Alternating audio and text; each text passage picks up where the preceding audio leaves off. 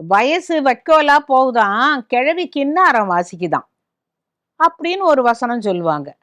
அதாவது நல்ல சாப்பிட்டு பருவத்துல இருக்கிற ஒரு பொண்ணு சாப்பாட்டுக்கெல்லாம் இல்லாம, வத்தி அதே வைக்கோலாட்டமா காஞ்சு போகுது. அதுக்கு போஷாக்கு இல்லாம, அந்த வீட்ல இருக்கிற கிழவி கின்னாரம் வாசிக்குதாம். அப்படின்னாக்கா, நல்லா சாப்பிட்டுட்டு வாயில வெத்தலைய போட்டுக்கிட்டு கின்னாரம்ங்கிறது ஒரு துந்தனா மாதிரி ஒரு கின்னரி அப்படின்னு சொல்லுவாங்க. கின்னரி தேவ கந்தர்வர்கள் இப்படி வாசிச்சுக்கிட்டே போறாங்கன்னு சொல்லுவாங்களே, கின்னரி அப்படிங்கிறது அது ஒரு விதமான வீணை.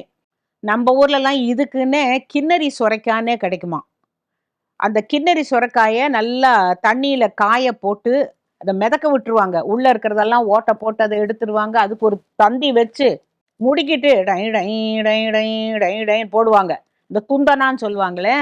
இப்ப இந்த கிழவி புள்ளைக்கு சாப்பிட அந்த பேத்திக்கு சாப்பிட குடுக்காம, இவ நல்லா சாப்பிட்டுட்டு வெத்தல பாக்க போட்டுக்கிட்டு, இந்த டொய் டொய்ன்னு கின்னாரம் வாசிக்கிறாளாம். பாவம் வயசு புள்ள வைக்கோலா போகுதாம் அப்படிம்பாங்க. அவள வேலையெல்லாம் வாங்கி செய்யறவங்க இருக்கிறாங்க இல்லையா? எல்லாரும் பகிர்ந்து சாப்பிட்டு எல்லாரும் நல்லா இருக்கணுங்கிற எண்ணம் வரணுங்கிறதுக்காக தான் இது ஒரு அழகான பழமொழி.